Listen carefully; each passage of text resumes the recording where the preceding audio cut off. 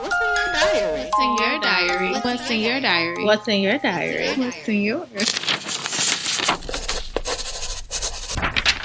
Welcome back. I just want to welcome y'all back to another season, to all our new followers, all our new listeners, all of our new journalers, healers, everybody out there. I just want to say thank you so much for just continuing to support us on our off season, like our little break that we took. Thank you so much. I just want to let y'all know a few of the updates before we hop into this episode. So we got a few new things going on. The first one, if you are not subscribed to our daily journals, I wanted to let y'all know we're doing a challenge in August. A 30-day challenge. So subscribe today. You probably missed a few days. It's okay. You can still subscribe. It's still the beginning of August. We are letting go of control, letting go of just all the things that drive us, letting go of like this idea that we have to always be in control and that God, He can never control what we have. We're just letting it go. We're giving it up. We're figuring out where it came from in us so that we can just bury that thing and just ultimately allow God to have full control in our lives. So that's the first thing. So subscribe to our journals. Go to our website. It's right up there. You can go ahead and subscribe. Super easy and it's free. Next, we have live recording. So all the podcast episodes are recording live. So you can see me and the guest and whoever else is on at the time. You can see all of us interacting. You can put a face to the voice, to the name and all that good stuff.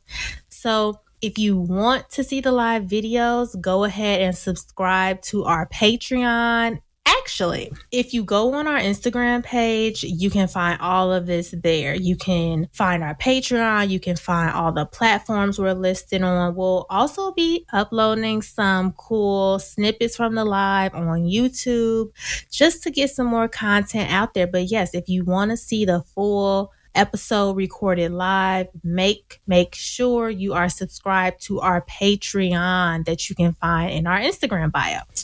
That's the second one. So the third update is our online store has launched. Now, y'all, we don't have a bunch of merch in there yet, but this month I will be launching more and I'm definitely going to keep y'all up to date. So remember to make sure you're following us on Instagram because I've been posting all the updates on there. So that's the third one. And last but not least, I just want to let y'all know my garden is gone. My last two plants that I had, my sweet potato and my sunflower, they've died. I have another plant out there that they've just been killing all my plants off. So yeah, I might try again next year. I'm going to pray on it and let y'all know. But so let's get into this first episode on passion, adulthood, womanhood, and all things life. I hope y'all enjoy. So for today's episode, we have a special guest, and I actually talked about her a little bit last season. Deborah Anthony, one of my childhood mentors. Welcome to the It's Not Your Diary podcast. I'm excited to be here. We are so lucky to have you. So last season, I actually talked about Deborah's book, if y'all don't remember. It is called Beyond the Limits, A Journey to True Passion. So if you didn't get this book, I really recommend y'all get that because I'm going to be tying in a few things to today's episode. But before we get started, Deborah, we're going to start off with a little segment, a little icebreaker for our guests who don't know you. We have our happy thought segment. Is when we share just something that's making us happy right now. So what's making you happy right now in this season? I would have to say is anticipation of the what's next, what's coming. A lot of people have been more in fear and worried, and I've been on the edge of my seat of more of excitement, because I just believe that whenever the world is crazy, then God is doing something really awesome. So like I'm in a happy place of, okay, and just in a season of innovation. Like there's so many things I'm a branding strategist, so people are having to reinvent themselves. So like, this is my perfect world. Like, hey, let's go. What do you want to do? And so I'm really excited about just what's next and the opportunities that are presenting themselves. I love that. I feel like, honestly, I'm kind of in the same place. So just share with us a little more just about your journey, about just womanhood and becoming a parenthood, and all the things of just like growing up and just becoming an adult. Well, I am currently a wife of John Anthony for 20 years. Mm-hmm. And I have 6 kids, which I can't say that when I woke up and when we got married that we were going to have 6 kids. Mm-hmm. And we were joking the other day. He was like, somebody asked, did you know you were going to have 6 kids? Did you plan that? I said, he told me that when we met, and I was like, never in a million years would I have 6 kids. And honestly, life takes you on a journey of unexpected adventures. Mm-hmm. And lo and behold, my oldest is about to graduate. She graduated from high school and on her way to college. And I have all the way to 3 years old. So I have every stage of life happening in my house at one time. And I have my son is 17, my daughter's 14, and my 7-year-old and my 3-year-old twins. And I always tell everybody the story about the twins because honestly, my tubes were tied and I was completely done. And they were my 40th birthday present that I was unexpectedly expecting. And so, but I have to tell you, so we plan our lives of what we envision of this is what I want to do. This is where I want to go. And for me, I'm very driven. I was very goal-oriented individual. So when I finish college, I'm going to get married. I'm going to have only 3 kids. I'm going to get my master's. I'm going to get my doctorate. So we kind of go into life, I have to say, with a plan, but there's we can plan our ways, but God kind of ultimately has the final say on what we think we're planning to do. So I have to say it's been quite the journey, and I call me and my husband's life an adventure because nothing has been normal. Mm-hmm. Nothing has been the same, or nothing has gone as planned. So for that, I just say enjoy the journey. Yeah. So another question I was really interested in getting to know is like, how do you feel like the journey that you've been on has really shaped you into the woman that you are today with all the trials and everything? I'll have to say there's a scripture that I learned during my trials. And I kind of don't remember where it's found, but David said, it was good that I suffered because I understand the law. And he's just basically saying there's some things that I learned. There's some things that I just, because of the things I went through. Mm-hmm. And honestly, I'll have to say my adolescence was not ideal. My parents had got a divorce. And so I rebelled, and which I was birthed chosen daughters from my rebellious stage of life that I wanted to make sure young ladies felt like they didn't have to do that. Mm-hmm. Even though I look back and a lot of them rebelled anyway.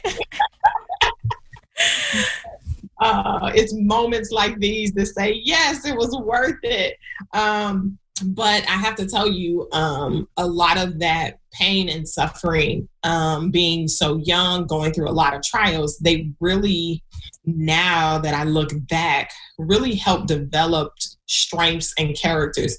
You know, of anybody that works out, it's that muscle building when you're in that muscle, trying to build muscles that you don't know you had. It's not until they're tested that you realize, oh my gosh, I didn't think I had the ability to endure the things that I've gone through. But I have to say they've shaped me and built strong character. And one thing I say is, a lot of things people lack right now is character and integrity, within themselves. Like they kind of what we would call shady character, where it's like, they kind of lie off the cuff. You're not really sure if they're trustworthy. And so those are things that through suffering that you learn what's important to you, what really matters to you, what you really value. Money will come and go. And if I could encourage any young person, it's like money, you'll have it and then you won't have it. Right. But there's some solid foundational pillars that you need to have, whether you have it or you don't have it, that will keep you through your entire life. Absolutely. I love that. And I also like that you brought up chosen daughters, because that's something that I kind of mentioned on here before. So I do want to just touch on that really quickly, because that was like a pivotal moment in my life where I feel like I really was able to grow my relationship with God. And it's like, it was a foundation, like a really good foundation for me, always allowing me to turn back to Him. And I want to just touch on just a little bit on how you were so passionate about chosen daughters, and just a little bit. And it's also in the book. So if y'all need to get the book, it'll really outline like everything, but just how you were so passionate about chosen daughters, and a little bit of how, like, where it took you. So, honestly, I was in search of what is it I was called to do? What is it I was born to do? Like, we all have been gifted to do something. Mm-hmm. And at that time, I knew I had a lot of nieces that I was starting to see go down some of the pitfalls that I found myself in. And I was like, I just have to do something. I have to do something. And so my passion was driven not only about not seeing people, and one of my personality traits is I don't like to see people do the same thing I did. Mm-hmm. So if you're doing the same thing, I'm going to try to say, hey, you don't have to do it. I did it already. Let me give you the previews. Let me tell you how this turns out. And so my passion behind it really was driven by me not wanting to see people in pain, as much pain as I had experienced, especially with going through my parents getting a divorce and just the neglect that happens to children. Most people don't realize how much, and I'm a really advocate for children that suffer from the decisions of grown people. Like, I have a real big issue. Like, you start messing with kids, I get angry, because I feel like that those are the people that we forget when we're going through that are really being impacted. Like, grown people will figure it out, but they have no choice. And so I really wanted to provide a safe place for young ladies to be able to grow, stretch, find their purpose at a younger age. And hopefully that having that, holding on to that purpose will cause them to, even they will go through trials, they'll remember that they have a God-given purpose. Yeah, and I love that. And I also don't know if you knew this, but you were actually one of the people who told me, and this is why I had to have you on, because you told us to journal. I remember you always used to tell us to journal back in the day, and I had my journals, and I still have them somewhere at my mom's house. So just walk us through like when you started journaling, because in the book there were like your journal entries from years ago, and I was like, oh my God, like this is God. Like, I bought this book, I didn't really know what to expect, but I'm like, God told me to buy it, I'm getting it, and now I know why, because like He just connected all the dots. So yeah, walk us through your journey of journaling and how it's helped you get to this point. Well, I've been journaling since I was 8 years old, and I would write to God, and then I would tell Him, because it was a lot of us. It was 8 of us. So someone listening to me was not real of an option. It was just a lot of us. I mean, big families, that's what you get. But I learned to really pour myself into a journal of how I really felt. And it grew into me really telling God off. Like, I was telling Him like he couldn't handle me telling Him off. But I literally was just like telling Him how I felt about things. And I was just being so honest. And as I grew older, He started talking back to me. And I'm like, whoa, wait a minute. I wasn't expecting a response. I just thought I was sharing how things made me feel. And honestly, what I appreciate about the journaling process, which I do still to this day encourage everybody to do it, because it helps you reflect to see your growth and what you were thinking in the stages of life you were thinking and what was really, and it's my place of safety, of honest moment. And honestly, I have 30 more in the basement that I told my kids, and they think I'm dramatic. I said, if I don't live to publish all my journals, make sure y'all do that. And they think I'm so dramatic. But I literally say that because I mean it, because I believe that you can learn lessons from anybody. And and that journaling piece will help you just see your growth, see your progression, see what you were really thinking. Honestly, because I coach authors, people are trying to finish their books and I coach them. It's really interesting when I work with someone, they're trying to write a book and they pull out those old journals and they have half of their books already written. It just needs to be kind of tweaked for public consumption. So it's a really cool adventure to take people on if you'll journal your life. Everybody has a story they can tell and share. Yeah, and your kids are going to benefit so much from all those journals, and that's in the future. Because the only one that reads them is my 7-year-old, who's not really, she's so excited. She passes them out to her teachers, my books, my other kids. I tell them, she's the only one that really is going to have my wealth when I was like, because she's actually the one that gets excited about me writing. Oh, that's so cute.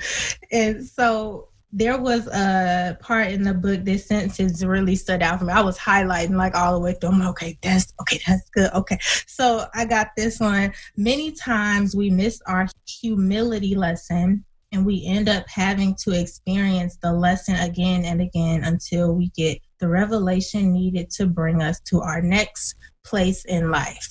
So with that being said, can you tell us about a really huge mistake you made, and has that taught you a lot through this process? So Beyond the Limits, I wrote that book very clearly about me failing. And it was me getting fired from my $100,000 job. That I got fired. No one really knew that, but it was because of Chosen Daughters. So here I'm helping people, changing people's lives, riding a high of a lifetime. But there was this piece of, I'll never forget it, sitting across from my boss, and he hands me the papers to tell me I was fired. And that broke me. That was my moment of clarity of, oh, this is real. Y'all don't want me no more.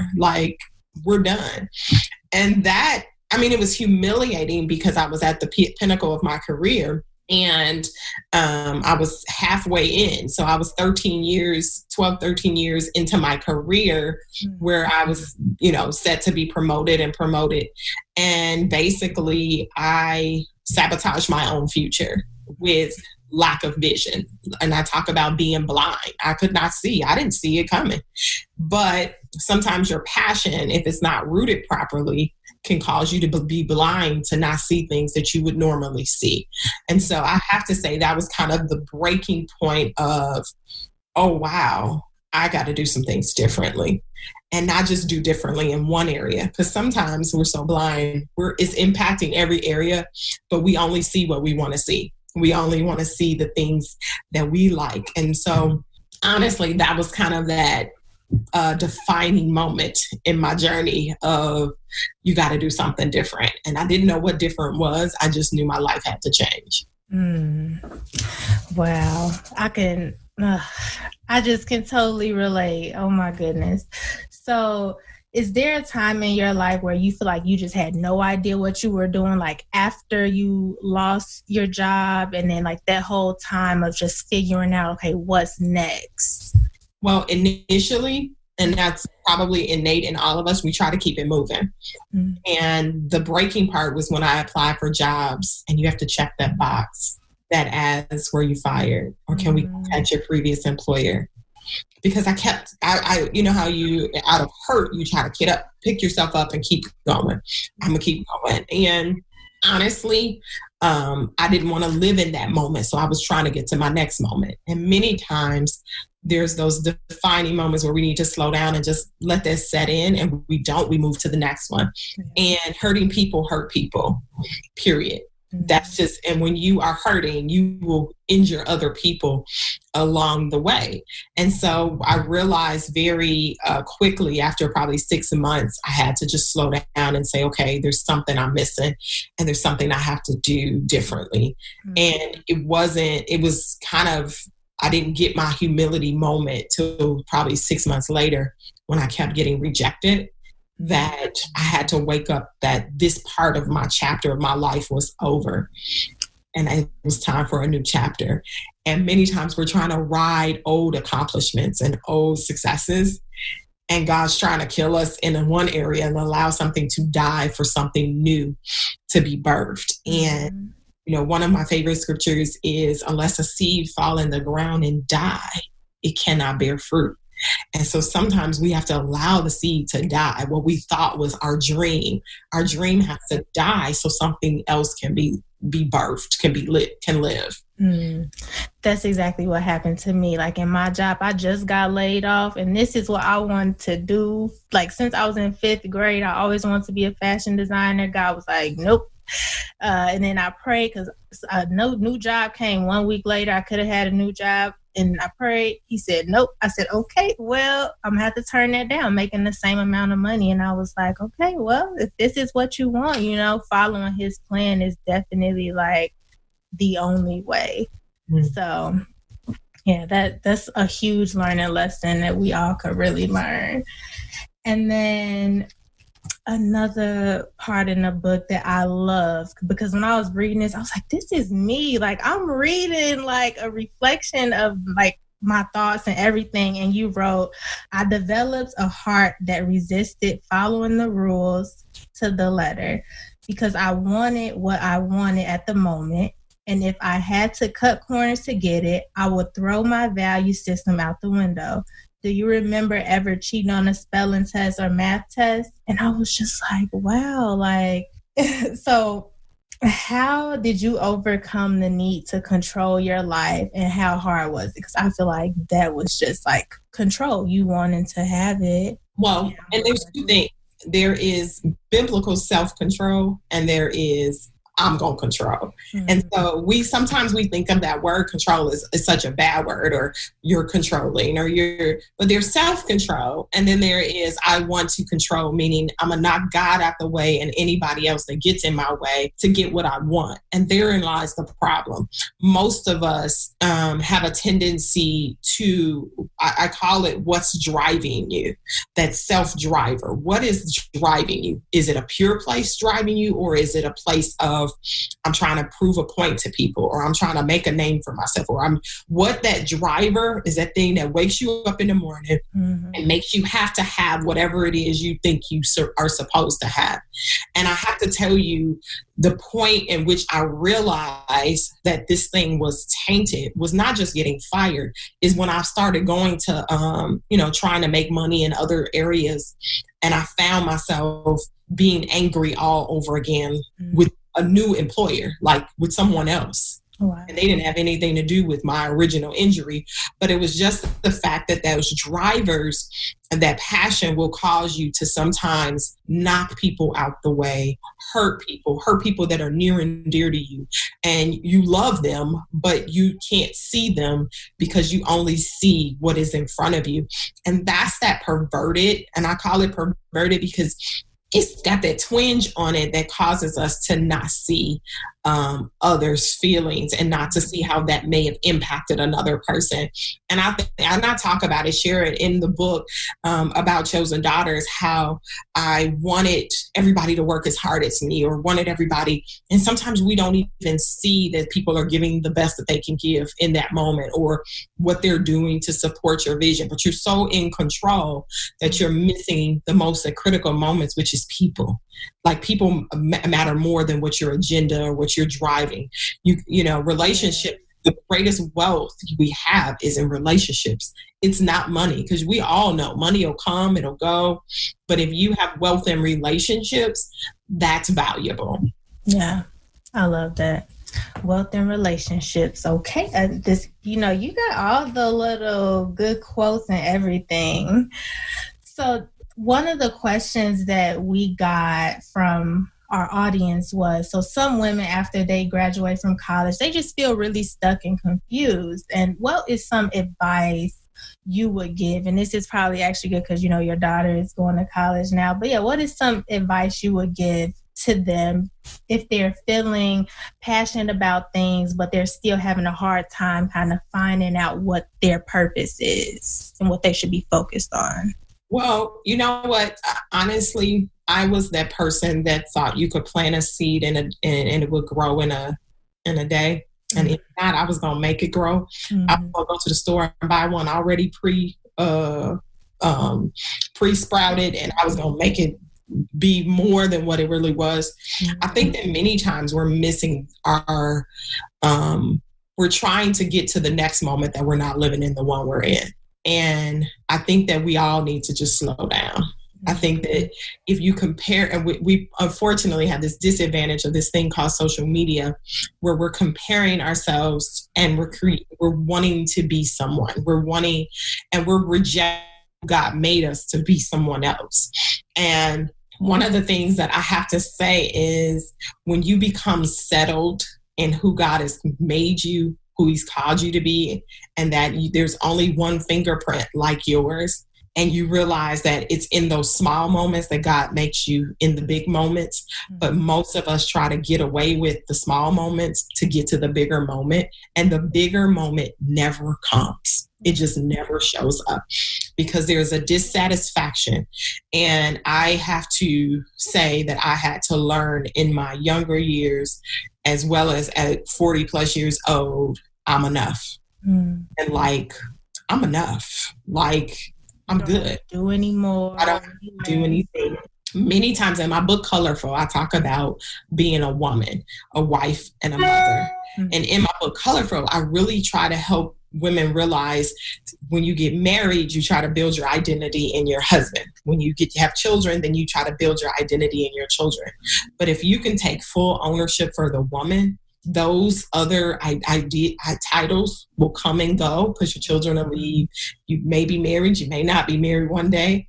Your spouse may die, or God forbid anything happens. If you've built your identity and who you are in this person or these people, and they don't function like you want them to function, then you're left with nothing.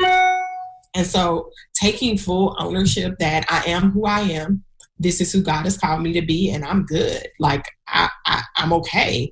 And if I don't become an internet influencer, it's good because the people I've been called to reach, I'm reaching them, and they're going to find me. So settling in on some things. So you got to kind of have some self-talk. I'm all about self-talk. Self-talk with yourself and self-talk with Jesus will get you a long way. I love that self-talk. I'm taking notes as we record. So what advice would you give to your younger self? Would it be, I'll let you answer. What advice would I give to my younger self? Mm-hmm. It's okay to mess up. You're going to mess up. Don't be afraid to fail. Failing is going to happen, and it's okay to fail. Failing is the only way we grow. And many times we try to overlook failing as if it's the worst thing you could have ever done, and forgiving yourself is impossible. And God can forgive us. Why do we struggle with forgiving ourselves? And so I say, take a load off. What are you in a hurry for? Slow down. Take one day at literally a time. I love the scripture that says, take no thought for tomorrow, because tomorrow it takes care of itself. And that's kind of like God saying, I got tomorrow. Let's work on today. And many times we're just so driven that we're missing the most critical times of our lives. And if I had to tell my younger self, be young. You trying to be, grown. Yep. And you don't have a clue that that's going to come. And that's going to come with a large ticket item. Mm-hmm. And so definitely that's probably something I would definitely take the load off, take the pressure off. It is okay. Yeah, I needed that. That is true. We do always seek for more. And it's like you going to get more and more and more, but just enjoying what we have and just living in where we are.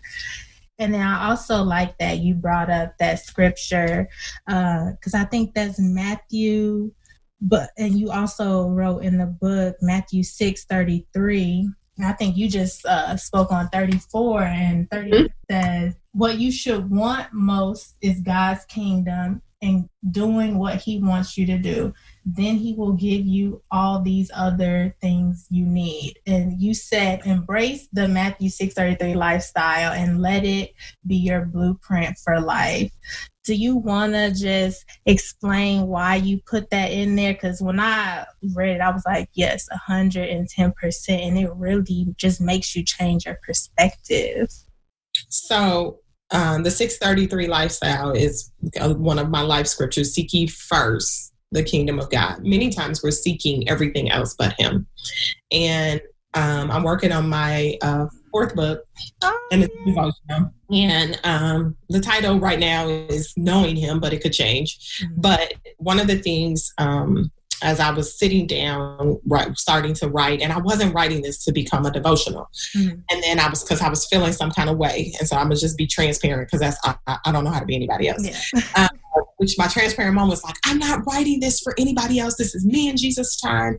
This is just me and him. This is not about me writing a book. And so I began to write, and he began to speak. He said, I'm writing on your heart, and this is how I use you. So don't think it's you, but this is how I use you. And so he was like, he said, I don't need you, but I want you. I was like, oh, okay. I don't need you, but I want you. Mm-hmm. And so when we seek him for everything, he kind of makes everything all right. Like, it takes the pressure off of us feeling responsible. We think we're responsible for our outcome. Yeah. But when we depend on him, he's responsible for the outcome. Now, when we make decisions on our own, we get what we get. But when we follow him and we trust him for the outcome, his way is just better. Like, I've kind of settled in on that and finally figured it out, because I'm so stubborn and I'm so driven and I'm so gotta have things a certain way and so meticulous. And I've just learned to take a chill and just like, he got it. And if he don't got it, he really still has it.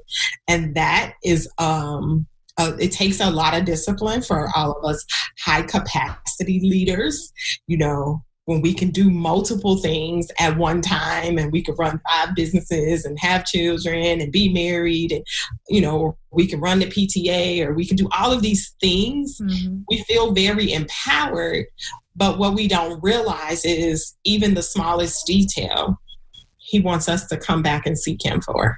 Even the things that we think we can handle.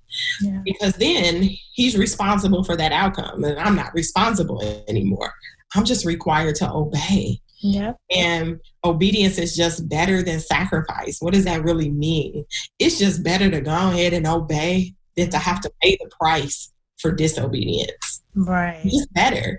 And so for me, I like to encourage people to always try it. Like, try with the simple things, because the big things become a no-brainer. When you can begin to seek him in the little things, the big things just get real easy. Yeah. And it's just like a huge weight. Like, whew, I don't got to carry this. Thank God, because I was struggling.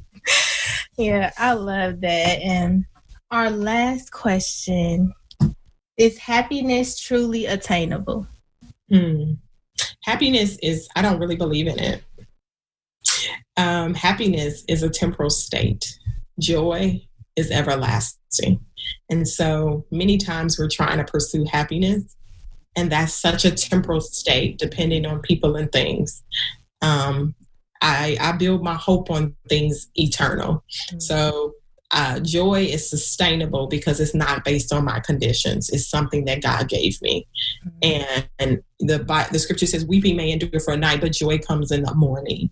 And I feel like that's that every day he gives us another day. So joy is coming because there's going to be another day and another opportunity to try it again, to do it again. Okay. So I don't encourage people in the state of happiness, because I'll be like, that's so temporal. Like, my husband can piss me off tomorrow and we the happiest couple for today, and then he say something wrong. So if I depend on him to make me happy, I might be short. Mm-hmm. If I depend on my children to do everything that I've asked them to do, or I might be short, and then my whole world crashes. Mm-hmm. But when I put my hope in something more eternal and I trust God for my outcome, it becomes less about people. Mm-hmm. It becomes less about, and it becomes something that lives on the inside of me that gives me, like, I'm not condition based. Mm-hmm. And many of us love condition based. As long as you serving me, or it's serving you and it's serving me, we're good. The minute I stop serving you, then we no longer have what I believe we have. That is called temporal happiness. Mm-hmm. And I try not to base my journey on that, because it's very faulty. Yeah. Those temporary feelings, because once they're gone, it's like, oh, well, I'm out. I don't want nothing to do with this anymore. Yeah. 100%. I agree. So I want to say thank you so much for meeting with me and for coming on the podcast. So I know you said you have a new book coming out. Just tell us all the things. Where can people find you? What do you have coming down the pipeline? All that good stuff. So awesome. So you can visit me at www.deborahcanthony.com, and you'll find all of the books that I have written on that, and I can be found on Amazon. You can follow me at Deborah C. Anthony on Facebook and Instagram and Twitter. Would love, I am a branding strategist, so you can set up a free consultation. Just if you're trying to figure out what's your brand message, definitely I'm the person to help you, assist you with that. But I just enjoy this moment with you, just because I was in tears when I got your message. And the reason why is because sometimes you don't know how you make an impact. You just know you're obeying what you're supposed to do. And I take nothing away from my journey. And I have to say that in the book, I try to make it real clear, because when you're in search of passion, it'll take you to your truest passion, which is God blessed me with 5 girls. So I have 5 chosen daughters in my house and 1 son. So definitely y'all prepared me for what I was going to have to deal with. So he equipped me for the journey that I'm on early on. But thank you so much. Thank you. I mean, you saved so many of us, because I feel like the foundation that we got is just priceless. Like, we could never replace it. So thank you so much. So we will talk to you next time. Yes. Bye. Bye. Have a good one.